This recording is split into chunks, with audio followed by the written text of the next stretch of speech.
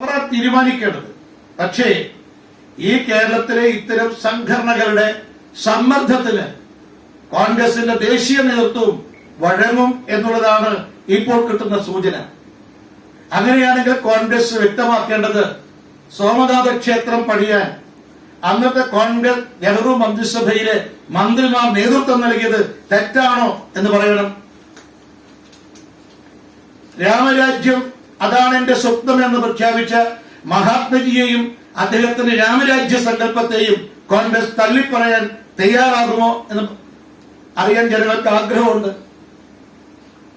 കോൺഗ്രസിന്റെ സംസ്ഥാന നേതൃത്വത്തോട് ഞങ്ങൾ ആവശ്യപ്പെടുന്നത് ഇതൊക്കെ ജനങ്ങളുടെ മുമ്പിൽ തുറന്നു പറയണം.